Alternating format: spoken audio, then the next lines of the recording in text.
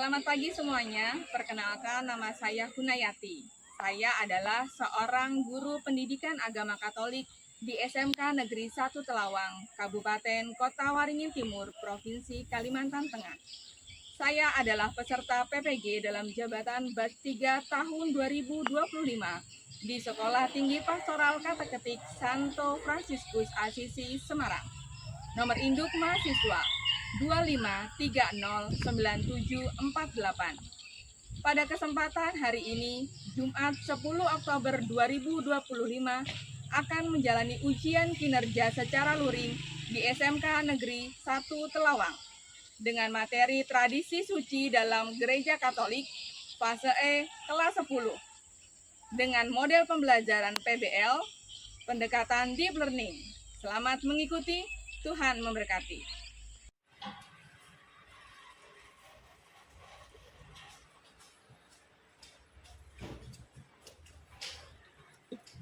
Oke, selamat pagi. Pagi, smekta cerdas, smekta terampil, smekta siap uji. SMK Negeri 1 Telawang. Yes, bisa. Ya, terima kasih. Silakan duduk kembali. Oke, kelihatannya sangat bersemangat sekali ya kalian hari ini. Nah, sebelum kita mulai pembelajaran hari ini, kita awali dengan doa dulu. Siapa di antara kalian yang mau memimpin doa kita pagi ini? Saya Oke, karena Michael yang duluan angkat tangan, Michael doa pembuka, nanti Eva doa penutup ya. Ya, silakan Michael.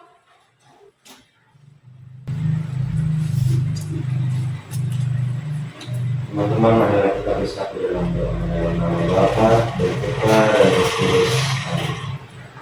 Allah Bapa, terima kasih atas yang telah berikan hari ini. Dan sekarang kami belajar dalam mata pelajaran agama Katolik. Mengingat kami akan Bapak kami memahami apa yang kami sampaikan. Kiranya akan memberkati kami semua, dan inilah doa yang kami haturkan dalam penasihatmu, dalam nama Bapa dan Putra dan Roh Kudus. Amin. Oke, terima kasih Michael. Silakan duduk. Nah, sekarang sebelum kita lanjut untuk mulai pembelajaran kita bersama-sama dulu menyanyikan lagu Indonesia Raya.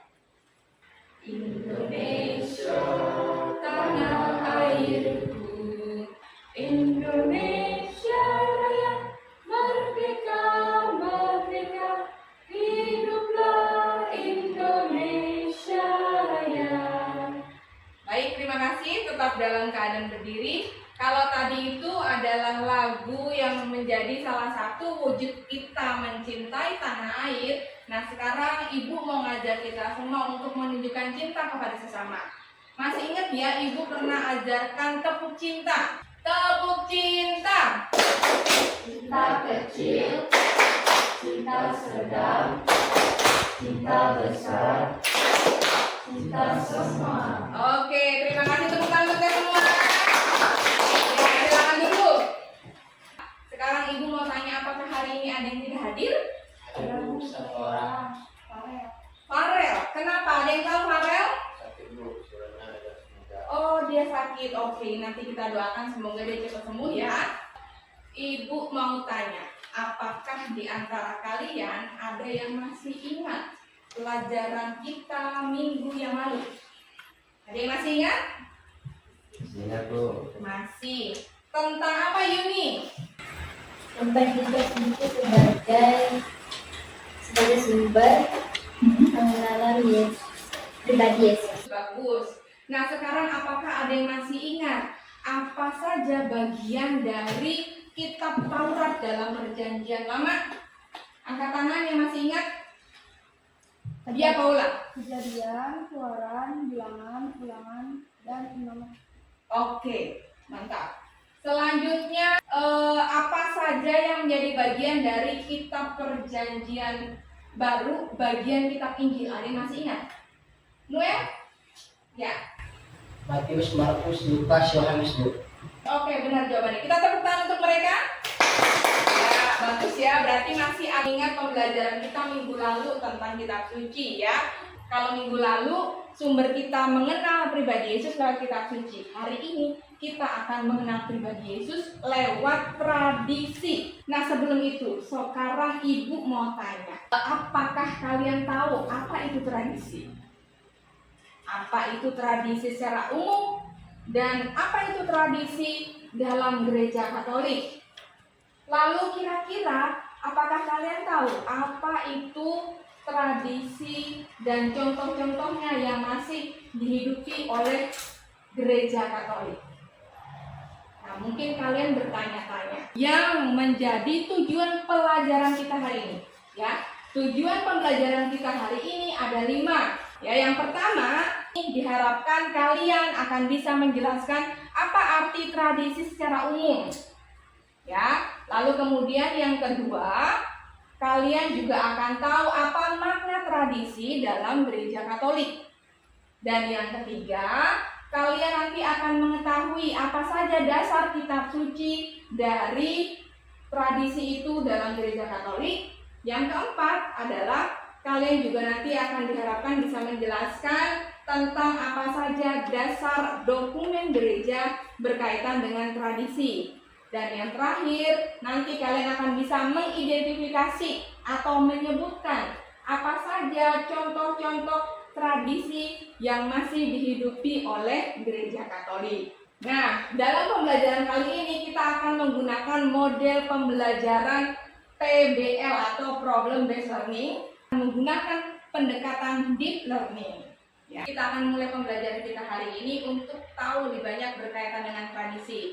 Nah, pertama-tama saya akan minta kalian untuk mengamati gambar. Ya, lihat gambar yang ada di depan. Ada 2 gambar di situ. Coba perhatikan, apakah kalian tahu atau mengenal dari 2 gambar ini? Ada yang tahu atau tidak? Tidak tahu. Oke, berikutnya. Saya yakin kalian pasti ada yang tahu tentang salah satu gambar ini. Nah, yang mana? Gambar yang mana, Reza? Ini, apa ini? Gambar apa ini? Lawang sekepe. Nah, ini adalah salah satu contoh tradisi Kalimantan Tengah ya. Nah, kira-kira dengan melihat gambar ini, apakah kalian sudah punya bayangan apa itu tradisi? Nah, selanjutnya mencari dari berbagai sumber. Ya, hari ini saya izinkan kalian menggunakan HP untuk aktivitas kita. Oke, silakan kalian scan kode QR di depan ini. Di dalam kode QR itu ada pertanyaan ya. Silakan kalian boleh menjawab pertanyaan yang ada di dalam sana.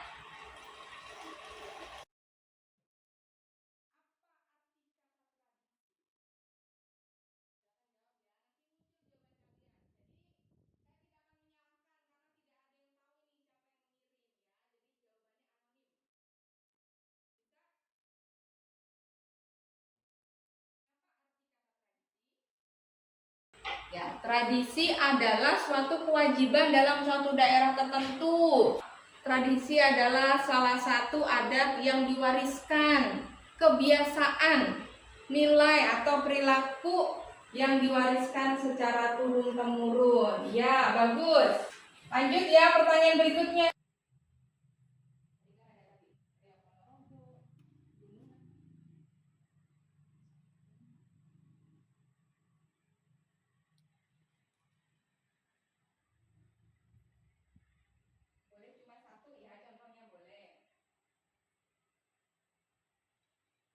Ini ada macam-macam jawaban yang kalian berikan tentang contoh tradisi yang ada di Indonesia. Ya, kita lihat ya. Sebagian tadi menjawab dengan mengingat gambar yang kalian sudah amati, yaitu adalah Lawang Sekepeng, Riau Ponorogo, Gunungan, dan Rambu Solo. Lalu ada tradisi ngaben di Bali, ya betul. Ya, kemudian ada wayang kulit dari Jawa Tengah, ya betul. Ya, jadi ini juga bagian dari tradisi, bagus ya. Kita lanjutkan pertanyaan berikutnya. Nah, apa makna tradisi dalam gereja Katolik? Sudah terkumpul 7 jawaban ya dari kalian ya. Ini bagus sekali jawabannya. Ya, jadi makna tradisi dalam gereja Katolik yang kalian temukan ada banyak ini ya. Tradisi suci, ya bagus jawabannya ya. Tradisi suci atau tradisi apostolik. Ya. Lalu kemudian keseluruhan ajaran, praktik dan devosi yang diwariskan secara turun-temurun. Nah, ya jawaban-jawaban kalian sudah cukup baik. Oke, tepuk tangan untuk kita semua. Kita akan melanjutkan pembelajaran kita dengan diskusi kelompok. Nah, sekarang ibu mau tanya, kelompoknya mau ibu yang menentukan atau kalian? Kami saja Bu yang menentukan. Oke, bagaimana dengan yang lain? Apakah setuju kalian menentukan sendiri? Setuju. Nah, ibu kasih waktu 1 menit untuk mengatur penentuan kelompoknya. Silakan.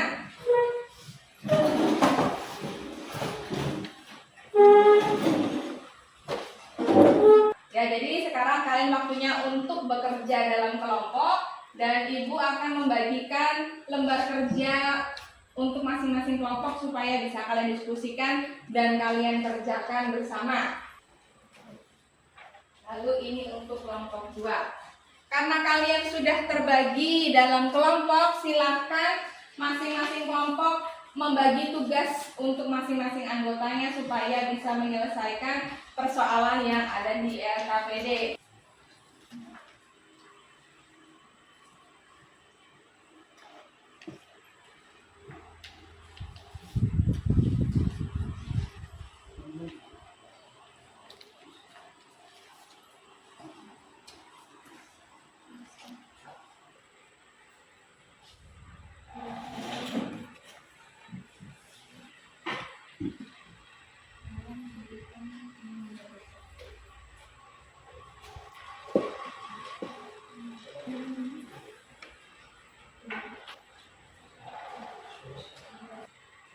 Baiklah ya. Jadi tadi kalian sudah mengerjakan lembar kerja berkaitan dengan dasar kitab suci dan juga dokumen gereja berkaitan dengan tradisi suci. Supaya tidak mengantuk dan kembali fokus, ayo kita berdiri dulu nak. Tepuk 1, tepuk 2, tepuk 3, tepuk 4, tepuk 5, 3 kali tepuk 5.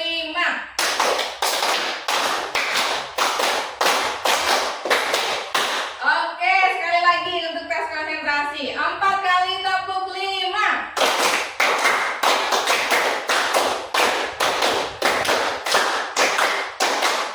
Iya, luar biasa, tepuk tangan.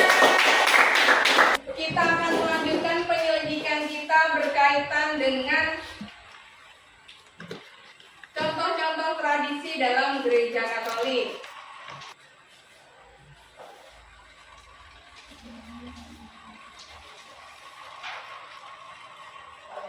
Kalau ada yang kesulitan boleh sambil bertanya.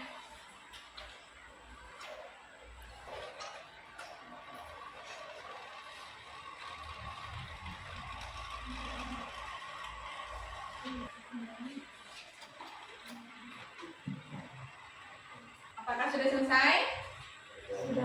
Sudah, oke.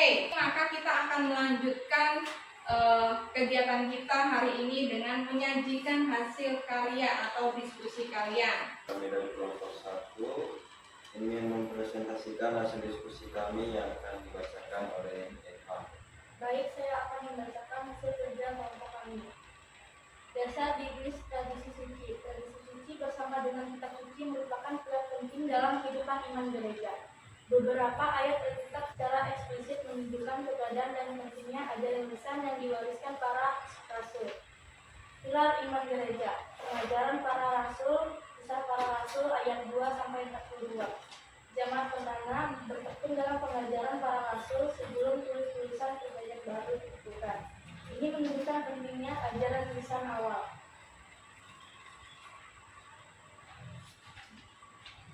Pewarisan lisan Paulus 1 Korintus ayat 15 sampai 3. Paulus menyampaikan ajaran yang dia terima sendiri secara lisan, menekankan rantai pewarisan iman yang otentik. Berpegang pada ajaran 2 Tesalonika ayat 2 sampai 15. Paulus menasihati jemaat untuk berpegang teguh pada ajaran baik yang disampaikan secara lisan, tradisi maupun tertulis surat-suratnya. Ayat ini secara eksplisit menyamakan otoritas ajaran lisan dan tertulis. Keterbatasan tulisan. Yohanes ayat 21-25. Ayat ini menunjukkan bahwa tidak semua ajaran dan karya Yesus dituliskan. Dunia tidak akan sanggup memuat kitab-kitab yang akan ditulis. Tradisi suci melengkapi apa yang tidak tercatat secara rinci dalam kitab suci. Peran Roh Kudus dalam kebenaran. Bimbingan gereja, kebenaran tidak terbatas hanya pada yang tertulis. Seluruh kebenaran pewahyuan terus dihidupkan dan dipahami. Bimbingan ini memastikan pemahaman yang mendalam dan relevan sepanjang zaman. Yohanes ayat 16-12.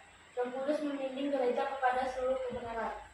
Tradisi suci, warisan hidup. Tradisi suci adalah ajaran lisan para rasul yang diwariskan secara turun-temurun melengkapi dan menjelaskan kitab suci. Dua sumber pewahyuan. Kehidupan iman gereja didasarkan pada dua sumber pewahyuan ilahi yang terkait, kitab suci, firman Tuhan yang tertulis, diilhami oleh Roh Kudus. Tradisi suci, ajaran lisan yang diwariskan oleh para rasul. Ringkasan ayat kunci. Ayat 2-42, ketekunan dalam pengajaran rasul. 1 Kor ayat 15-3, pewarisan ajaran lisan Paulus. 2 Tesalonika ayat 2-15, berpegang pada lisan dan tertulis. Yohanes ayat 21-25, tidak semua karya Yesus ditulis. Yohanes ayat 16-13, bimbingan Roh Kudus kepada kebenaran penuh. Kesimpulan, fondasi yang utuh. Ayat-ayat ini menegaskan bahwa kehidupan iman gereja tidak hanya berdasarkan kitab suci, tetapi juga ajaran lisan para rasul yang diwariskan secara turun-temurun. Tradisi suci dan kitab suci membentuk satu kesatuan yang tak terpisahkan dalam pewahyuan ilahi. Demikian presentasi dari kelompok kami. Apakah ada yang mau bertanya? Ya, silakan dari kelompok 2. Jelaskan lagi apa kata kisah para rasul tentang tradisi. Kisah para Rasul bab 2 ayat 42 berbicara jemaat perdana bertekun dalam pengajaran para rasul sebelum tulisan-tulisan perjanjian baru berkumpulan. Ini menunjukkan pentingnya ajaran Islam awal. Apakah sudah cukup jelas? Ya, Apakah ada pertanyaan lagi? tidak ada. Tidak ada, oke. Kita beri tepuk tangan untuk kelompok 1. Aku akan mempresentasikan hasil diskusi kami yang akan dibacakan oleh Paula. Baik, saya akan membacakan diskusi ini. Tradisi suci dalam Katekismus Gereja Katolik. Katekismus Gereja Katolik menjelaskan hubungan kuat antara tradisi suci dan kitab suci sebagai sumber tunggal wahyu ilahi. Injil diwariskan secara lisan dan tertulis oleh para rasul. Para rasul menyerahkan wewenang kepada uskup sebagai penerus. Tradisi dan kitab suci berasal dari sumber ilahi yang sama.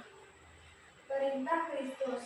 Kristus Tuhan pertemuan wahyu Allah memerintahkan para rasul untuk mewartakan Injil kepada orang sebagai sumber kebenaran yang menyelamatkan dan ajaran kesusilaan.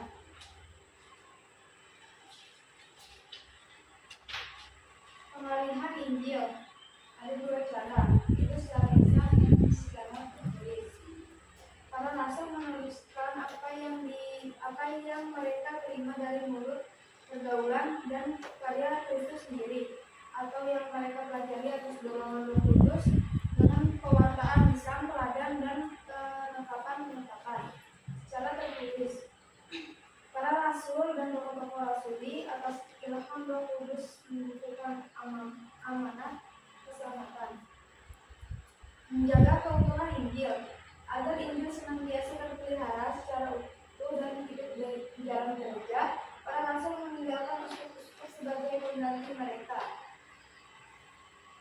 Pergantian uskup gereja melestarikan sampai ke perumahan zaman kewartaan rasul. Tradisi penerus yang hidup. Penerus yang hidup ini yang berlangsung dengan bantuan Roh Kudus dinamakan tradisi. Tradisi sangat erat berhubungan dengan kitab suci meskipun berbeda. Gereja melestarikan dan meneruskan imannya yang seutuhnya dalam ajaran hidup dan ibadahnya. Ungkapan para bapa suci memberikan kesaksian akan kehadiran tradisi yang menghidupkan ini. Kehadiran sabda Bapa dalam Roh Kudus. Penyampaian diri Bapa melalui sabdanya dalam Roh Kudus tetap hadir dan berkarya di dalam gereja. Allah bersabda, gema Injil dalam gereja, Roh Kudus bekerja menuju segala kebenaran. Roh Kudus menyebabkan suara Injil yang hidup bergema dalam gereja menghantarkan umat beriman menuju segala kebenaran dan menyebabkan sabda Kristus menetap dalam diri mereka secara berlimpah. Tradisi suci dan kitab suci. Keduanya berhubungan erat dan berpadu mengalir dari sumber ilahi yang sama dan menjurus ke arah tujuan yang sama. Sumber ilahi yang sama, tradisi suci dari Kristus, kitab suci.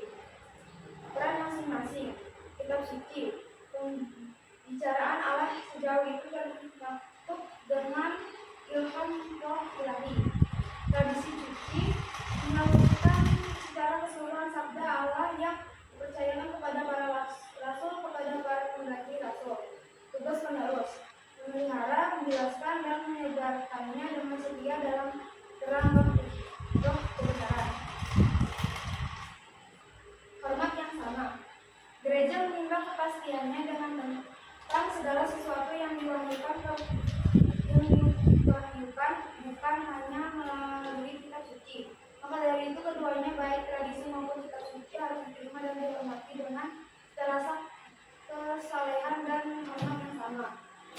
Tradisi gambar ini dapat dipertahankan, diubah atau dihapus di bawah bimbingan wewenang mengajar gereja selama tetap setia pada tradisi utama. Demikian presentasi dari kami. Apakah ada yang mau bertanya? Saya mau bertanya, Ya, kelompok 2 bertanya. jelaskan mengapa kita harus menghormati tradisi. Dalam Katekismus Gereja Katolik KGK 80 sampai 82 dijelaskan tradisi suci dan kitab suci berasal dari sumber ilahi yang sama dan keduanya harus diterima dengan hormat yang sama. Apakah sudah puas dengan jawabannya? Apakah ada yang mau bertanya lagi? Demikian presentasi dari kami. Terima kasih. Ya, kita kasih tepuk tangan untuk kelompok 1. Kami dari kelompok 2 akan mempresentasikan hasil diskusi kami yang akan dibaca oleh Elder. Tradisi suci dalam gereja Katolik. Beberapa contoh tradisi suci yang dipegang gereja Katolik antara lain ajaran-ajaran suci gereja, pengajaran Paus sebagai organisasi Kristus bersama para uskup, urusan para gereja dan para orang kudus yang setia pada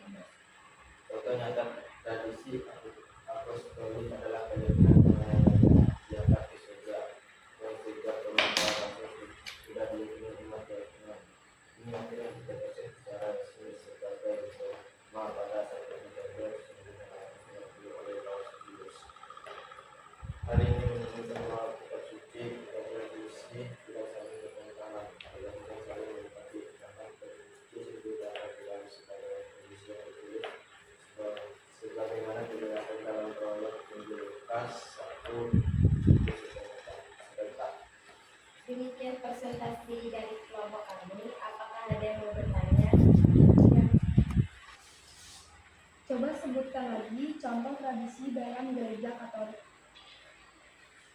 Beberapa contoh tradisi suci yang dipegang gereja Katolik antara lain ajaran-ajaran Paus di gereja, pengajaran Paus sebagai penerus Rasul Petrus bersama para uskup, tulisan para bapa gereja dan para lulusan setia pada magisterium koleksion gereja Katolik, liturgi dan sakramen-sakramen.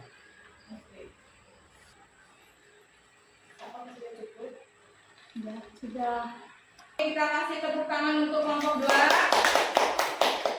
Jadi mari kita saling memberikan apresiasi untuk kelompok 1 dan kelompok 2 yang sudah bekerja dengan luar biasa dalam berdiskusi dan juga mempresentasikan hasil diskusinya.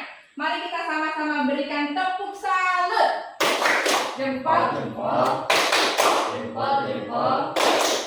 Salut. Oke, tepuk tangan untuk yang luar biasa ya. Nah, sekarang kita akan lanjut dalam kegiatan kita.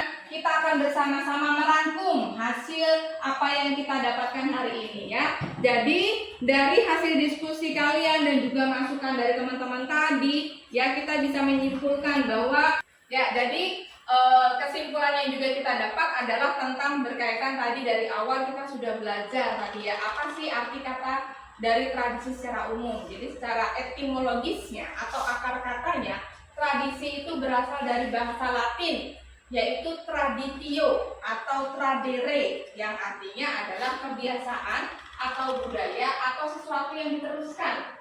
Ya, jadi kalau kita lihat dari Kamus Besar Bahasa Indonesia, tradisi itu artinya adalah ada kebiasaan turun-menurun yang masih dijalankan hingga saat ini dalam masyarakat kita. Sedangkan tradisi suci dalam gereja Katolik adalah tradisi yang dimaksud di sini bukan cuma sekedar kebiasaan yang diturunkan, ya, tetapi adalah berkaitan dengan tradisi suci, ya. Jadi tradisi dalam gereja Katolik disebut sebagai tradisi suci atau tradisi apostolik, ya, yang dimana itu bagian dari warisan iman. Ya, kalau tadi tradisi secara umum adalah warisan dari masyarakat terdahulu diturunkan terus menerus, sedangkan tradisi suci adalah warisan iman. Jadi bukan sekedar kebiasaan, tetapi berkaitan dengan iman yang diwariskan dan diteruskan dalam kehidupan gereja hingga saat ini.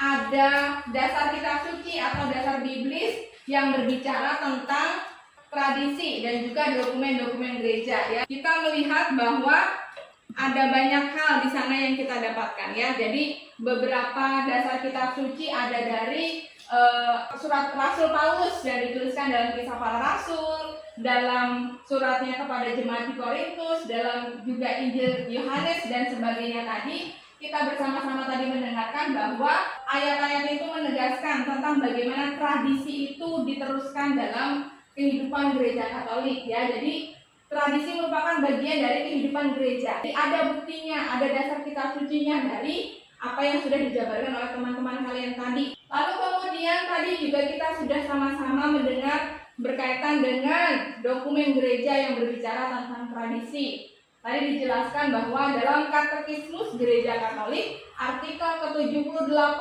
sampai ke-83 berbicara bahwa tradisi tidak bisa lepas dari kitab suci. Keduanya berasal atau punya sumber yang sama, yaitu sumber ilahi. Maka kita harus menghormati. Lalu kemudian tadi juga sudah kalian jelaskan tentang contoh-contoh dari tradisi suci dalam gereja Katolik. Ada banyak tadi contoh-contohnya ya.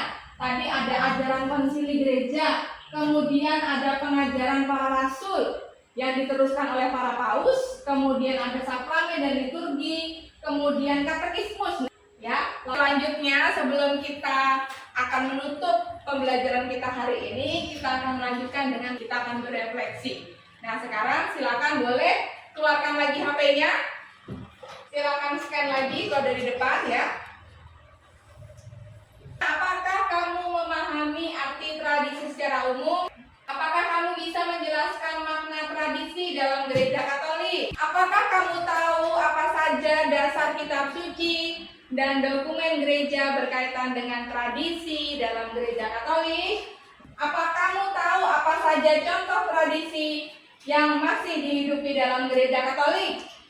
7 orang sudah menjawab, semuanya tahu. Luar biasa. Tepuk tangan untuk kita semua. Apa pendapatmu tentang pembelajaran hari ini? Sangat berkesan, luar biasa seru. Iya. 2 orang sudah menjawab. Kita tunggu jawaban yang lainnya ya.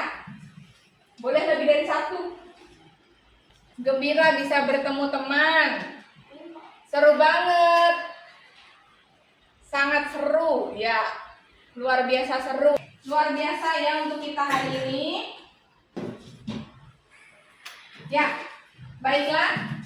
Tadi kita sudah sama-sama merefleksikan pembelajaran kita hari ini ya. Apakah ada yang mau bertanya?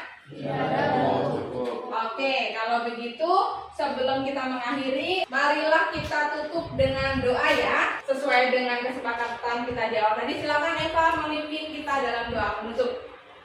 Maka kita bersatu dalam doa dan mendoakan dan kita dan bertulis Allah Bapa yang kami kasih, terima kasih kepada program media ini. Kami bersyukur atas segala yang membaik kami dalam bersama.